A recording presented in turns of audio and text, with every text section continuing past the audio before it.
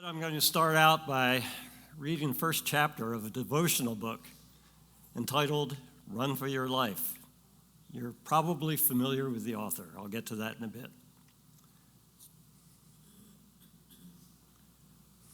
Therefore, since we are surrounded by such a great cloud of witnesses, let us throw off everything that hinders and the sin that so easily entangles, and let us run with perseverance the race marked out for us.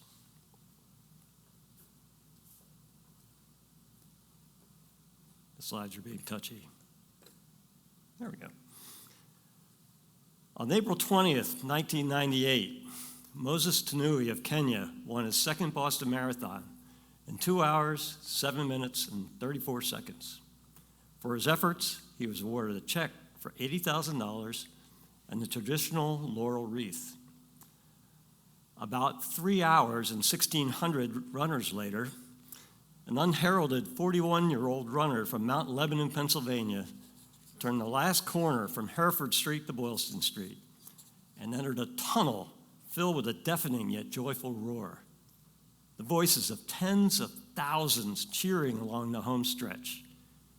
With the finish line in sight and buoyed by the crowd, I ran the last quarter mile with a huge grin, high-fiving my fans along the curbside. For the very first time in my life, the overwhelming thought in my mind was, I am an athlete. Seconds later, a volunteer hung my first Boston Finisher's Medal around my neck. Nearly 4 hours after my triumphant finish, I sat in illegal seafood, enjoying the fruits of my victory with a friend. The view out the window onto Boylston was much different from a few hours earlier. The sky was dark, the crowds were gone, and the traffic had returned. Yet as I remarked to my friend about the contrast, a lone runner came into view. He was forced to run on the sidewalk amongst all the debris left behind by the crowd. As I watched, I noticed that he ran with a pronounced limp. And then I was startled to realize that he had a prosthetic leg. 7 hours after 13,000 runners experienced the adrenaline rush of the start in Hopkinton, this man was running his own lonely race. I can only assume that he crossed the finish line, or what remained of it, about 5 minutes later. No check, no wreath, no high fives, not even a finisher's medal. Only those complete the race in 6 hours or less are considered official finishers. So who ran the best race that day? I believe that the writer of Hebrews would answer, all three of us. In fact, we were running 3 different races among 13,000 individual races that day in Boston. We're all called to run the race marked out for each of us. My race is not the same as yours, and we are not competitors. The key is to follow the course marked out for you by the race director himself, and to run with purpose, endurance, and joy. I hope and pray that these meditations will help you to discover your race and to learn a few strategies for the road. So, who knows the author of this book? I can't see any hands. Of the devotional book I was speaking of. This guy. And I've got the evidence right here. Actually, the title of this book should be The Book That Never Was. I got the idea for this book about 20 years ago. I picked out 26 verses, one for each mile of the marathon. Very clever, huh? Then I began writing a brief devotional for each mile, drawing correlations between physical running and the spiritual journey. I got as far as mile 2 and set it aside for later. Several years later, I met a young woman at a race expo who was selling her book, my book. Well, I bought a copy, had her sign it for me, and I soon learned that she had done a better job than I ever could have done. Unfortunately, she was not available this morning, So you're stuck with me. So I certainly wasn't the first to make a literary connection between running and a journey of faith. But I think my story might make a good illustration. I grew up attending Sunday school and church on a regular basis, often alone or with my grandmother because my parents often skipped it. I learned all the facts because I was a good student, and I was baptized because I was supposed to be. I stopped attending pretty much by the time I was in high school, and I was a bit of a wild child in college. And meanwhile, running was becoming a big thing in the 70s, and a few friends encouraged me, and my soccer coach screamed at me, but I never got the point of it. I had a thirst for beer without all the exercise. Well, I became a Christian in August of 1978, 3 months after graduating from college, with a significant assist from this young lady over here. Like many, I was initially hit with an adrenaline rush. In fact, I actually jogged around my neighborhood without even thinking about it. I was so excited. When I got home, I told my mother I loved her for the first time in many years. During the next year, I tried to figure out what being a Christian was all about. I stumbled into a Bible study, and Cindy and her friends back in college were a big support system for me. One day, out of the blue, I suddenly decided I wanted to try to run for fun. And like Forrest Gump, I just kept going, and I still haven't stopped. Along the way, I started grad school and married Cindy, and I began to sense some connection between my faith and my running. But it was blurry until I saw a movie in 1981 that changed my life. So how many of you have seen it? I can't see hands. I hope there's a few. How many love it as much as I do? Oh, that would be difficult. It won the Oscar for Best Picture in '81. For those who haven't seen it, it's the true story of an Englishman and a Scot as they prepare for the 1924 Olympics in Paris in very different ways. Harold Abrahams, the Englishman, ran with anger, fueled by perceived anti-Semitism, and vowed to run his opponents into the ground. Eric Liddell, the Scot, ran with joy as an act of worship.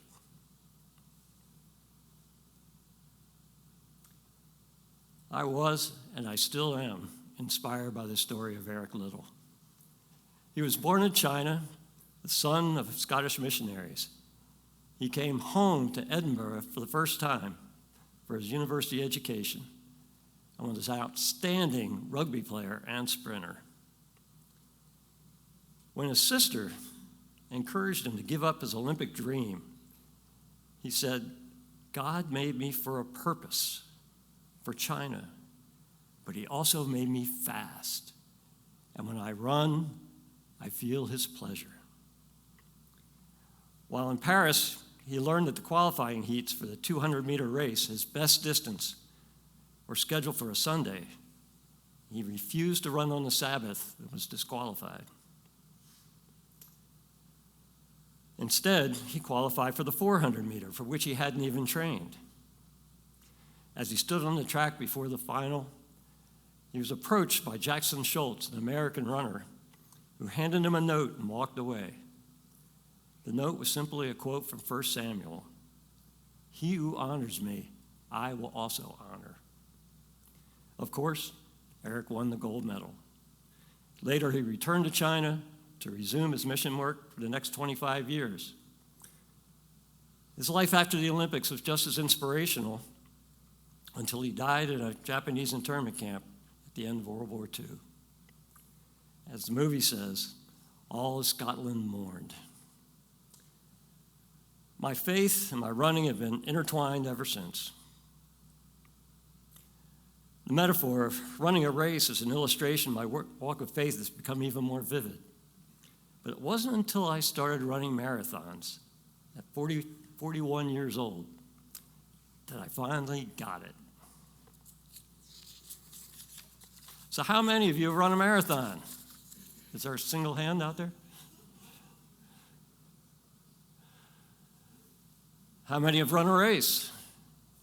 How many have run to the end of the block? I realize that this metaphor might not work for all of you, so I invite you to find your own metaphor. Maybe a journey or a novel that you're writing. But I think today you'll find I have the Bible on my side. The Apostle Paul was apparently familiar with the Greek games and used athletics, and particularly running, as metaphors in his writings. And you know how Jesus often withdrew from his disciples for some time in order to pray? Well, I think he also took that time to slip in a morning run.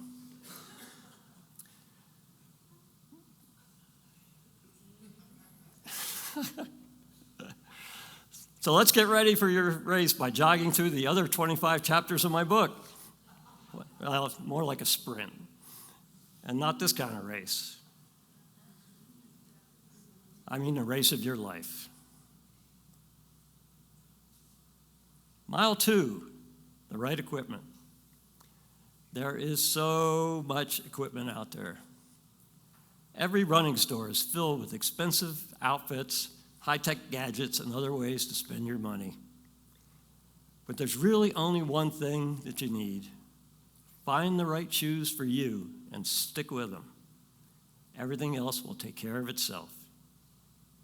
Likewise, there's only one tool you need for your life's race. God's word is all you really need. And it's one size fits all. And remember that first verse from Hebrews, casting off everything that hinders. You can't run your best race if you're burdened down with baggage and extraneous junk. What are you carrying that God wants you to lay down so that you can run freely?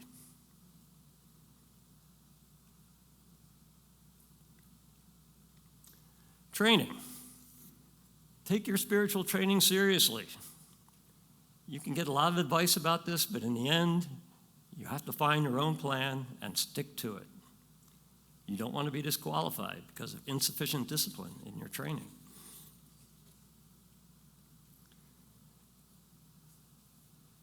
Goals. Proper training is impossible if you haven't set goals.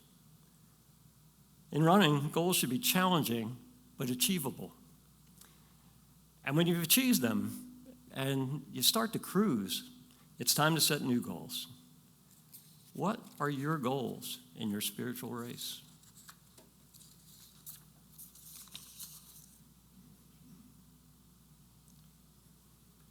Coaches. This verse simply says that it's wise to listen to advice. I never had a personal running coach. I was not at that kind of level. But I did seek a lot of advice from experts, usually in books and magazines, as well as more experienced runners that I respected and trusted. But coaching doesn't help if you're not transparent about where you are in your journey and about the problems that you've encountered. Be accountable to someone you trust and respect.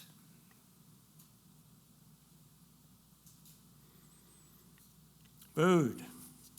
You can't run if you don't eat, or rather, if you don't eat well. As they say, you are what you eat.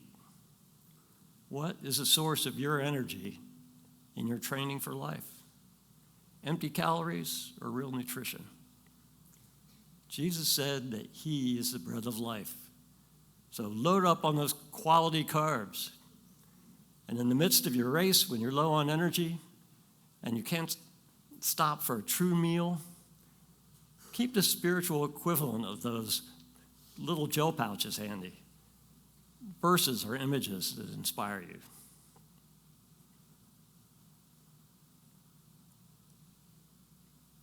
Water. Living water. No, I'm not going to go divert into last year's sermon. But hydration is one of the most crucial elements of a successful race. Drink deeply and frequently from the well of life and be filled with the Holy Spirit.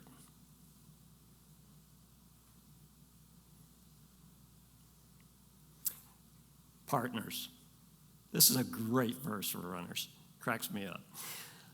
I've always tended to be a loner when I run, though, because I like to set my own pace. I do not like to chat, and I alternate between keeping inside my head and observing my surroundings. But I had a great experience one morning at the start of a marathon in Windsor, Ontario.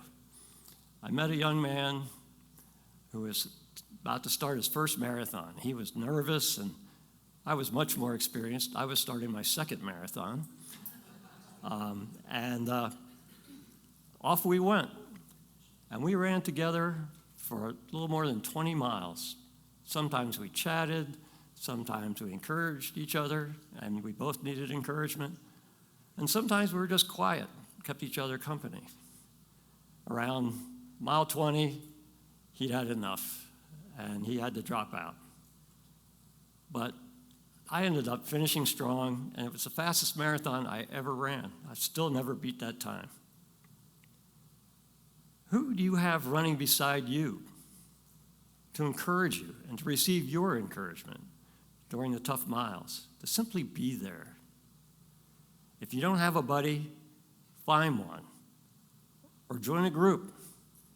The doors are open on Wednesday and Thursday night.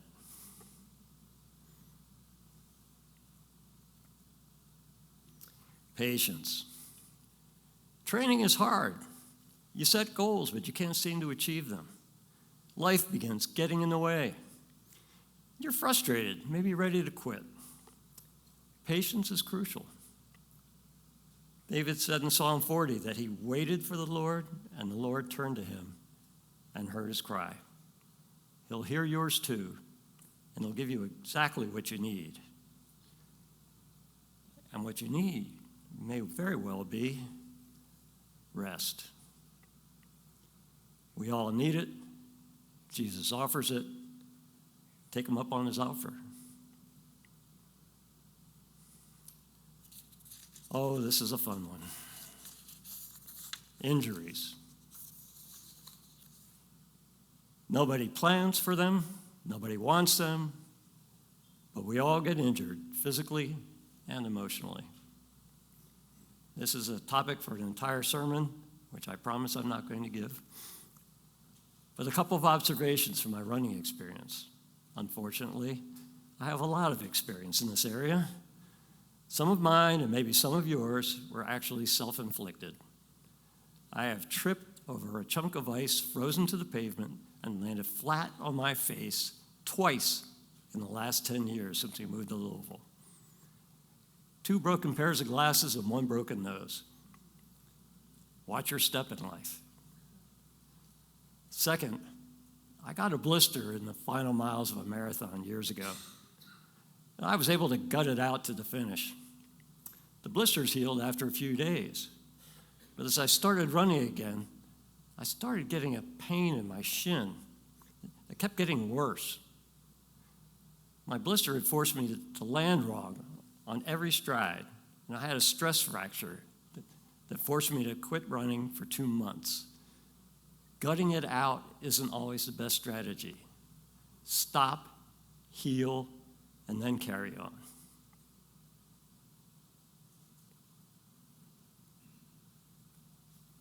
Fun. Note that this is a command, not a suggestion. Paul is adamant here. When I lose my joy in running, I look for the reason, make the appropriate changes, and carry on. It's the same in life. We are pre-programmed for joy. And we need to go back to the source. It is a gift of the Spirit, which he loves to give in abundance.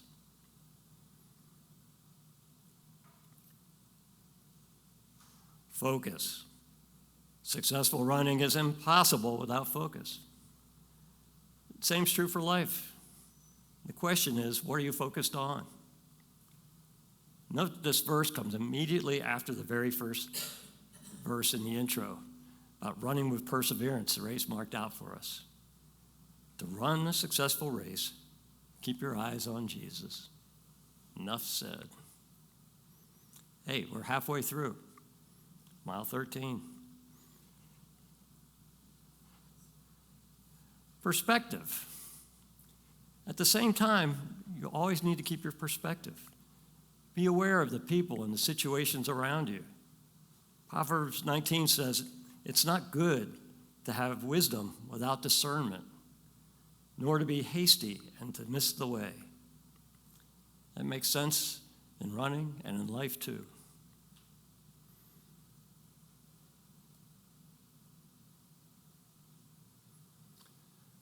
Plan. Always make a plan, and always be prepared to scrap it.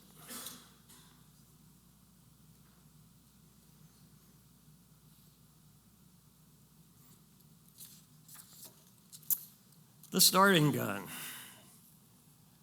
At any big marathon, and any race really, the staging area behind the starting line is a chaotic crush of tightly wound athletes filled with a pent-up tension of months of training and anticipation. There is literally no space to move. Some are even coiled into a sprinter's stance. When the starting gun mercifully fires, most of the runners explode like champagne from a shaken bottle, and many of them burn out in the first few miles.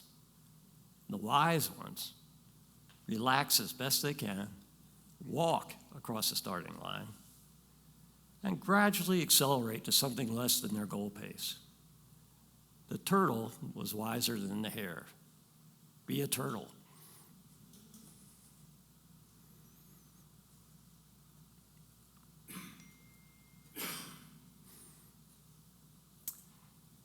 I struggle a little with this verse because somehow being competitive seems kind of unchristian. Then I remember Eric. He wished good luck to all his competitors before the race, ran like a man possessed, and then congratulated each one after the race. There is no sin in putting all of the best of yourself forward in everything that you do.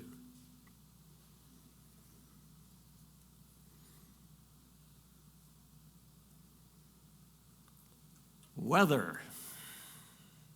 Weather happens. The rain falls on the just and the unjust. I've raced in temperatures from single digits to over 90 degrees. In sun, rain, snow, ice, and worst of all, wind. We all face weather in our lives. Bad weather in your life is not God's punishment for you. It's a test to improve your fitness.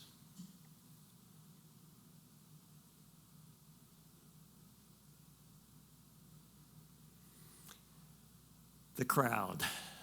This verse says that the city rejoices. And in Boston, every April, it's true that the entire city rejoices for that race. Remember that Hebrews 12:1 says that we're surrounded by a great cloud of witnesses. I loved absorbing the energy of the crowds. I remember that picture where I put my name on my shirt in order to encourage people to cheer me on by name. And it worked. Especially that year was not the same year in Boston that I was referring to, but a very hot day. And got to the top of Heartbreak Hill, exhausted. And I saw a long 5 miles of road down to the finish. And my shoulders just slumped and I stood there. And then someone called out to me from the crowd, "You've got this, Whit!" And several other people joined in with him and started clapping. And boy, that was exactly what I needed. And it gave me just enough energy to start moving again, and made it successfully to the finish. But I also found ways to give back to the crowd in order to show my gratitude.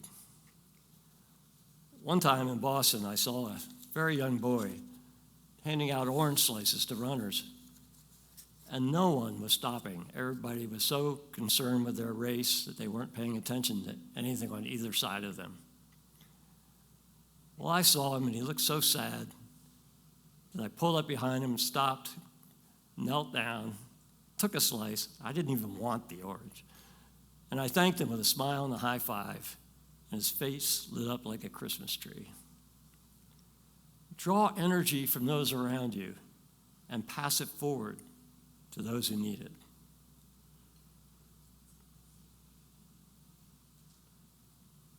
Keeping pace.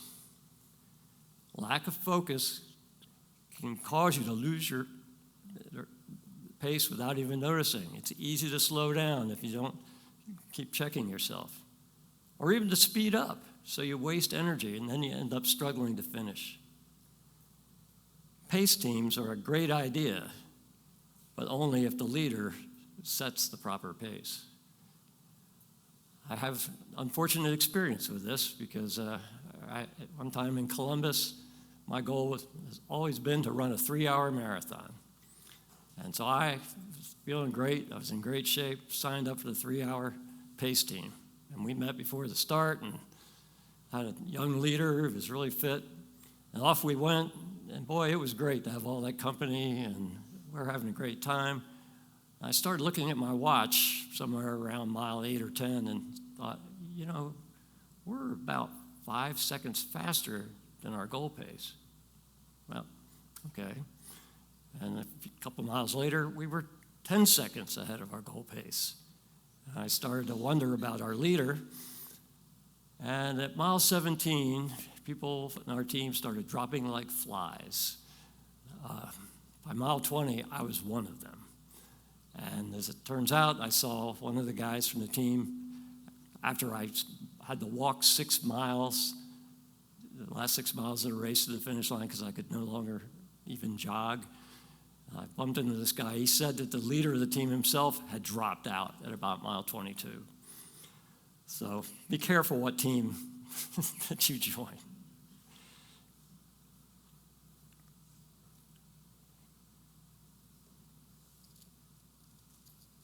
Oops, I skipped one. Shortcuts. Don't take them. Don't be a Rosie Ruiz. Google her. It's worth it.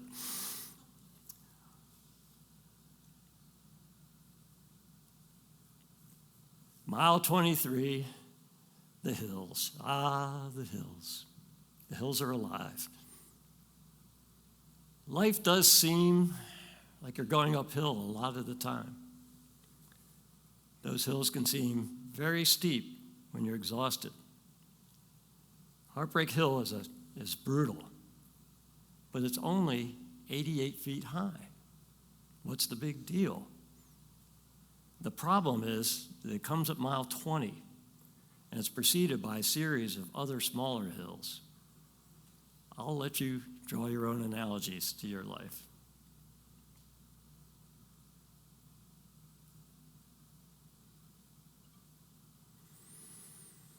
The wall. I love this verse for the wall. The wall is no joke. It's very real, very cruel, and often devastating. I passed a very fit young man at about mile 23 on an empty, cold street in Detroit. He was sitting on the curb alone, sobbing with his head in his lap. I knew how he felt. I've hit that point a few times myself. You don't hit the wall hits you. The wall isn't physical fatigue at all. It's the loss of your conscious mind's motivation when you're exhausted. Your subconscious just won't let you keep moving forward. Have you ever hit the emotional wall in your life? I have. Years ago, Cindy and I were separated for a few months, and it seemed that divorce was inevitable. I was struggling to find any reason to keep going. I was sitting on my sofa alone in our big house, feeling sorry for myself, when I literally heard a voice recite Philippians 4:13. I can do all things through him who strengthens me. This verse had become a cliche to me, a slogan for t-shirts. But this time, God was speaking directly to me. The race didn't become easy, but he was there to meet every challenge. And this year we celebrate our 45th anniversary. And he'll be there for you too.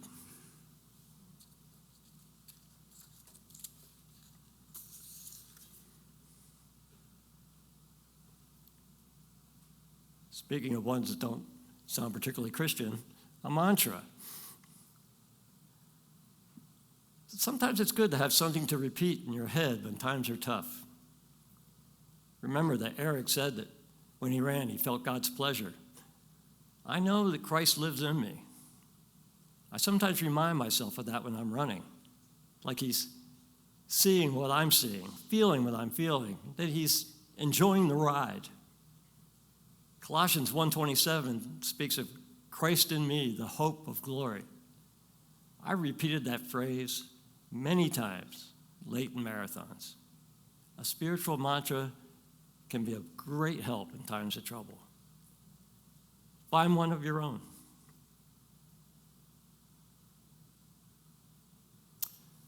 Perseverance. This is a beautiful and encouraging passage. Our greatest struggles in our races produce the greatest strengths in our character. And that opens the floodgates for the hope that the Holy Spirit will pour into you.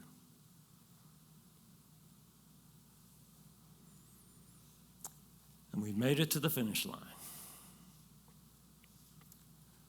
I've successfully completed 30 marathons, each one unique, even if I repeated a course a few times, like Boston.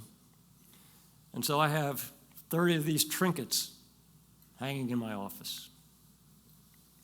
But I don't spend much time looking at them anymore. I'm focused on finishing the race that God has called me to. And I don't dread that finish line. I look forward to it. High-fiving friends and family who have finished before me. Maybe even Eric himself. The biggest post-race party ever. And you won't be handing out stale granola bars and diluted Gatorade. And I'll receive the true prize that I've been running for my whole life. I don't know or care what it'll look like.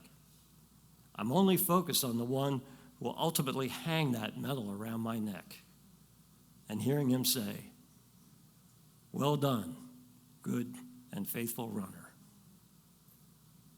Run well, my friends.